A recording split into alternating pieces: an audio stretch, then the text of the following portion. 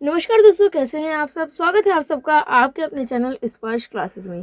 दोस्तों कि जैसा कि आप सभी जानते हैं कि बीएड 2020 सेकेंड ईयर की सीरीज़ जो है वो हमारी स्टार्ट हो चुकी है, जिसके अंदर अभी तक हमने इंक्लूसिव एजुकेशन की 6 डिसेबिलिटीज़ को देख चुके हैं। कंपैरेटिव फॉर्म में देख रहे हैं, इजीएस्ट वे में देख रहे हैं, ताकि आपको किसी भी तरह का आपस में कोई मिक्सड अप ना हो, ये डिसेबिलिटी आपस में किसी तरह का कन्फ्यूज़न ना रहे, डाउट ना रहे, वो सारी चीज़ें हम कवर करके चल रहे हैं। साथ ही साथ अगर आपको बाई चांस आप भूल जाए तो उसको भी हम कवर करेंगे कि आने वाली वीडियोस में, कि अगर आपको बाई चांस माइंड में ना आए कि इस डिसेबिलिटी के अंदर क्या रीजंस है, तब आप कुछ ऐसे कॉमन रीजंस भी लिख सकते हैं जिससे कि आपका सारा काम हो जाएगा। तो आप जो है आराम से आंसर जो है वो दे पाएंगे। आज की इस वीडियो के अंदर हम बात करेंगे सभी डेवलपमेंटल डिसेबिलिटीज़ के बारे में, यानी कि जितनी भी हमारी विकासात्मक अक्षमताएं हैं, यानी कि ये वो सभी डिसेबिलिटीज़ हैं जब बच्चे का विकास हो रहा होता है, डेवलपमेंट हो रहा होता है, तो उस समय जब बच्चे का प्रॉपर वे में डेवलपमेंट नहीं हो पाता, उसकी वजह से जो बच्चे को प्रॉब्लम होती है, जो डिसेबिलिटी होती है, वो आपकी इसके अंदर आ जाएंगी, जिसमें आपकी मेनली 3 डिसेबिलिटी है। सबसे पहला है आपका आत्म केंद्रित, यानी कि ऑटिज्म। इसका पूरा नाम होता है ऑटिज्म स्पेक्ट्रम डिसऑर्डर, ASD इसको कहते हैं। दूसरा है आपका मस्तिष्क पक्षाघात, यानी कि सेरेब्रल पाल्सी या पैरालिसिस भी हम इसको बोल देते हैं। और थर्ड है आपका सीखने की अक्षमता, यानी कि लर्निंग डिसेबिलिटी। तो हम साथ साथ ये भी बात करेंगे कि लर्निंग डिसेबिलिटी और जो हमने पहले मेंटल रिटार्डेशन देखा था, इनमें क्या डिफरेंस है। तो सारी चीज़ों को हम इस वीडियो में जो है कवर करके चलेंगे। आज की इस वीडियो के बाद आपकी जितनी भी डिसेबिलिटीज़ हैं वो सारी कवर हो जाएंगी, किसी भी डिसेबिलिटी में कोई डाउट नहीं रहेगा। इन वीडियोज़ का आप देख लीजिएगा, आपके 2 क्वेश्चन आराम से मिलेंगे, वो भी लॉन्ग आंसर टाइप क्वेश्चन में। शॉर्ट में भी मिल सकते हैं लेकिन लॉन्ग में तो आपको ज़रूर मिलेंगे। तो चलिए ज़्यादा समय न लेते हुए शुरू करेंगे आज की इस वीडियो को। तो दोस्तों सबसे पहले हम यहाँ पर विकासात्मक विकलांगता होता क्या है, डेवलपमेंटल डिसेबिलिटी क्या होती है, वो बात करेंगे। जैसा कि मैंने अभी आपको बताया कि जब बच्चे का डेवलपमेंट हो रहा होता है, जन्म के बाद जब बच्चे का धीरे धीरे डेवलपमेंट होता है, अलग अलग एस्पेक्ट्स डेवलप होते हैं। जैसे कि बच्चे का फिजिकल डेवलपमेंट होता है, शारीरिक विकास होता है, बच्चे का मानसिक विकास होता है, मोरल डेवलपमेंट होता है, एट्सेट्रा। तो जब डेवलपमेंट प्रॉपर तरीके से ना हो पाए, डेवलपमेंट अच्छी तरीके से ना हो पाए, तो उसकी वजह से जो है बच्चे का कुछ डिसेबिलिटी रह जाती है, तो उनको हम डेवलपमेंटल डिसेबिलिटी के अंदर रखते हैं।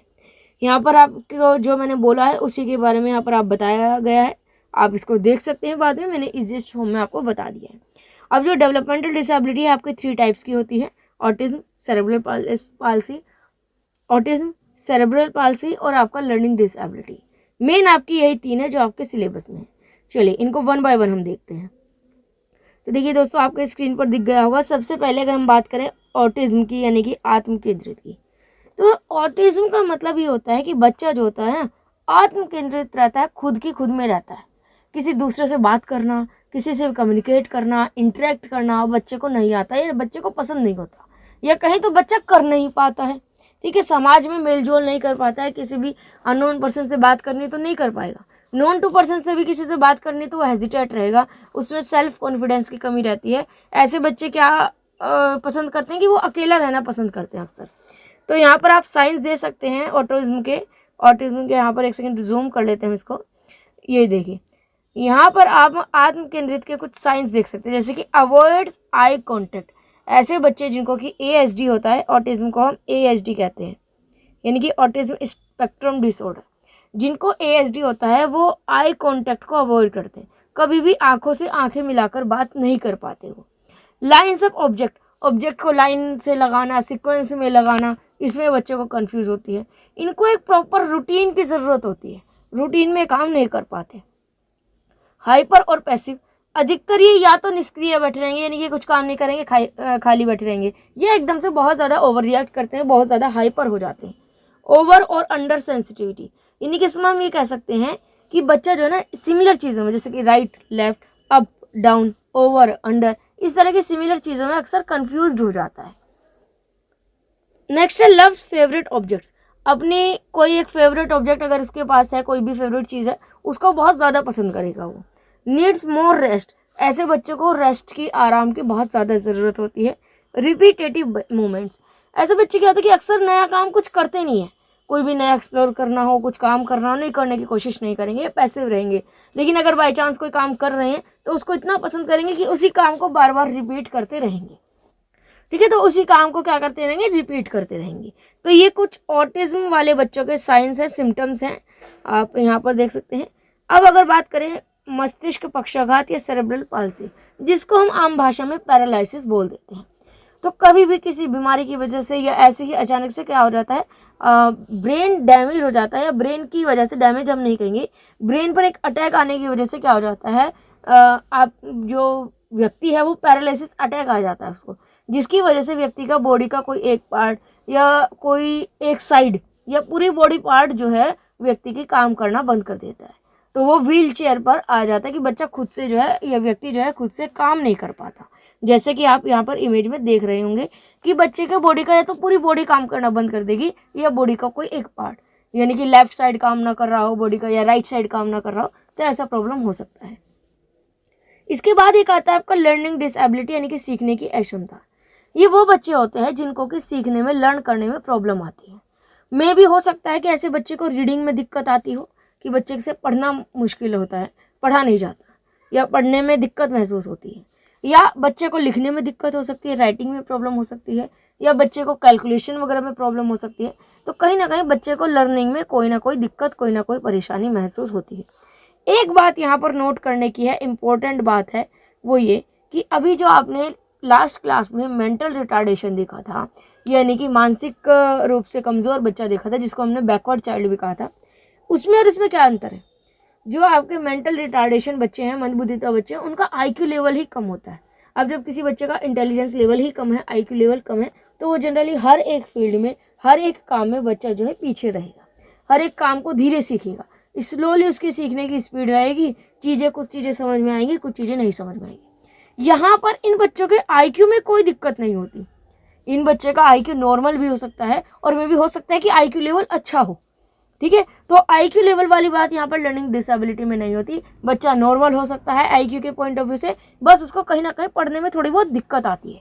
इसका एग्जाम्पल हम कह सकते हैं, जैसे कि आपने सभी ने मूवीज़ देखी होगी, तारे ज़मीन पर। तारे ज़मीन पर जब अब आपने मूवी देखी होगी तो उसमें बच्चे को जो है लर्निंग डिसेबिलिटी थी, जहाँ पर बच्चा सेम जैसे स्पेलिंग्स में मिस्टेक करता था, लिखने में उसको दिक्कत होती थी, या वो रीड नहीं कर पाता था।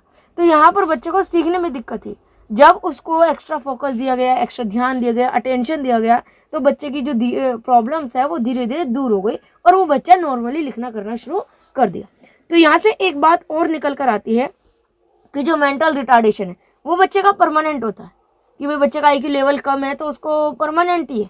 लेकिन जो लर्निंग डिसेबिलिटी है ये आपकी टेम्परेरी होती है, परमानेंट नहीं होती, टेम्परेरी होती है, कुछ समय के लिए। अगर बच्चे पर ध्यान दे लिया तो उसकी वो कमजोरी या परेशानी जो है वो दूर हो जाएगी, लिखने की, पढ़ने की, या ड्राइंग करने की, या कैलकुलेशन करने की। और अगर ध्यान नहीं दिया गया तो उसकी ये प्रॉब्लम इतनी ज़्यादा बढ़ सकती है कि वो परमानेंट हो जाएगी, ठीक है। ये प्रॉब्लम टेम्परेरी होती है, लेकिन अगर ध्यान ना दिया जाए तो धीरे धीरे परमानेंट बन सकती है। तो यहाँ पर ये चीज़ें जो है आपको ध्यान देनी है। तो इतना आई होप आप सभी को क्लियर हो गया होगा। आगे चलते हैं। डेफिनेशन हमने कर ली है, सिम्टम्स की बात करें, लक्षण की बात करें, तो अभी हमने ASD के देखे भी हैं, कुछ और भी पॉइंट्स हैं यहाँ पर देख सकते हैं आप, कि ये बच्चे अपना इंटरेस्ट किस चीज़ में, ये बताने के लिए किसी चीज़ की तरफ पॉइंट आउट नहीं कर पाते। यानी कि हाँ ये नहीं बता पाएंगे कि हाँ मुझे ये ऑब्जेक्ट पसंद है, या ये मुझे डिश पसंद है, मुझे ये चीज़ पसंद है, वो पॉइंट आउट नहीं कर पाएंगे, ठीक है। अगर कोई दूसरा व्यक्ति पॉइंट आउट कर रहा है तो वो ऑब्जेक्ट को देखेंगे नहीं, वो सिर्फ नज़रें नीचे रखेंगे, आई कॉन्टैक्ट करना पसंद नहीं करते हैं, आई कॉन्टैक्ट जो है ये अवॉइड करते हैं, ठीक है। इन्हें पता नहीं होता कि कैसे बोलना, कैसे खेलना, कैसे दूसरे के साथ बातें करें। जैसे मैंने कहा कि लोगों से कम्युनिकेट नहीं कर पाते, इंटरेक्ट नहीं कर पाते, एक ही काम को बार बार रिपीट करते रहते हैं, या तो काम करेंगे नहीं, और अगर करेंगे किसी काम को तो उसी को बार बार रिपीट करते रहेंगे। चलिए नेक्स्ट, अगर हम बात करें सेरेब्रल पाल्सी का सिम्टम्स क्या होते हैं, तो ऐसे बच्चे के भाषण में, विकास में देरी और बोलने में कठिनाई हो सकती है।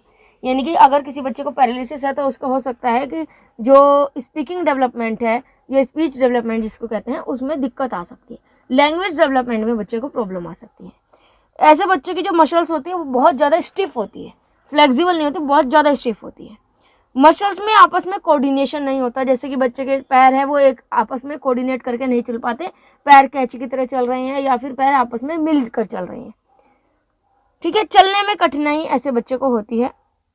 और बहुत ज़्यादा सूजन हो जाने की वजह से इन बच्चों को निगलने में समस्या होती है, यानी कि कोई भी खाना खा रहे तो खाने को निगल नहीं पाते आसानी से, इनको इसमें दिक्कत होती है, परेशानी महसूस होती है। लर्निंग डिसेबिलिटी वाले बच्चे को एकेडमिक डिफिकल्टी आती है चीज़ों को समझने में। सीधी सी बात है, अगर कोई बच्चा रीड नहीं कर पा रहा है तो उसको दिक्कत आएगी, लिख नहीं पा रहा है तो दिक्कत आएगी।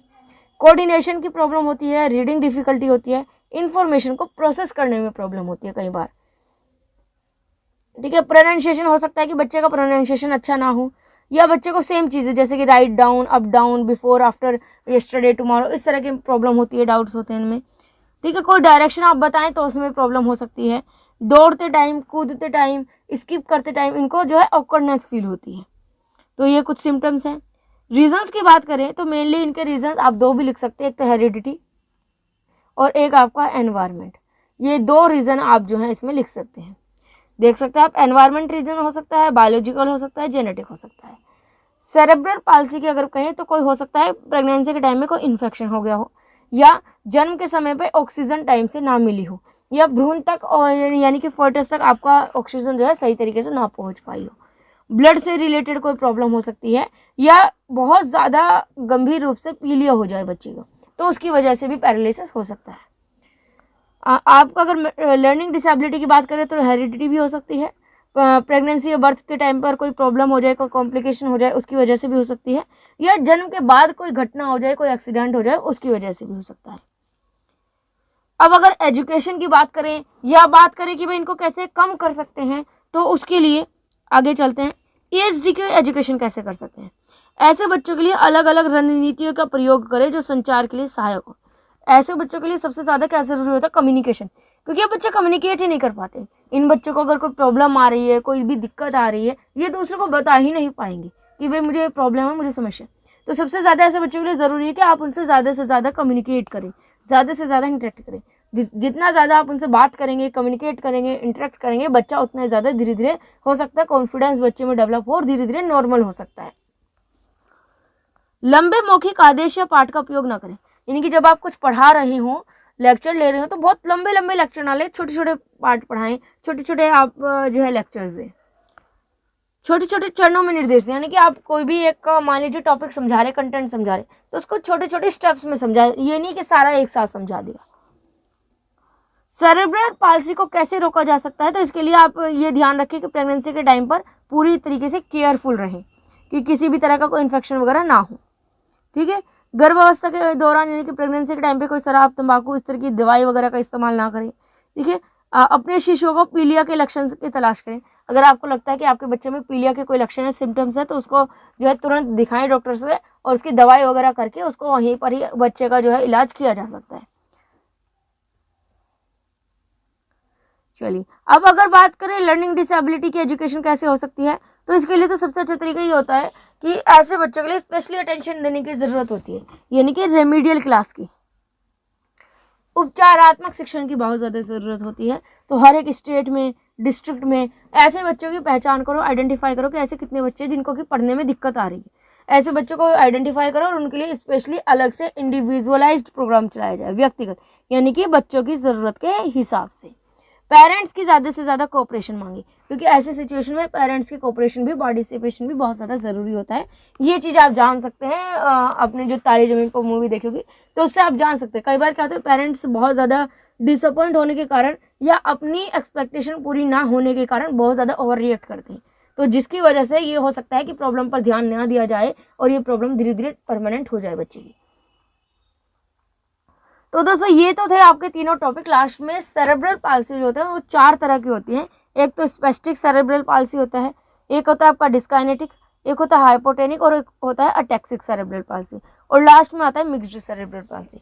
इनके बारे में मैंने डिटेल से बताया हुआ है ऑलरेडी वीडियो में, जहाँ पर मैंने इंडिविजुअली हर एक डिसेबिलिटी को अलग अलग डिटेल में डिस्कस किया हुआ है। तो आप सभी वहाँ जाकर भी डिटेल से देख सकते हैं अगर आपको किसी को डिटेल से देखना है। बाकी यहाँ से आपको मेन कंटेंट मिल जाएगा, अंडरस्टैंडिंग हो जाएगी, टॉपिक क्लियर हो जाएगा, कोई डाउट है, कोई कंपैरिजन है, तो वो सारी चीज़ें क्लियर हो जाएंगी। तो वीडियो पसंद आया तो लाइक शेयर ज़रूर कीजिएगा, कैसा लगा कमेंट करके ज़रूर बताइएगा वीडियो को। आपके फीडबैक का हमें इंतज़ार रहता है। साथ ही साथ इसी तरह की और वीडियोज़ को पाने के लिए चैनल को सब्सक्राइब कर बेल आइकन को प्रेस करना ना भूलें। आज के लिए बस इतना ही, मिलते हैं आने वाली वीडियो में। आज के लिए धन्यवाद।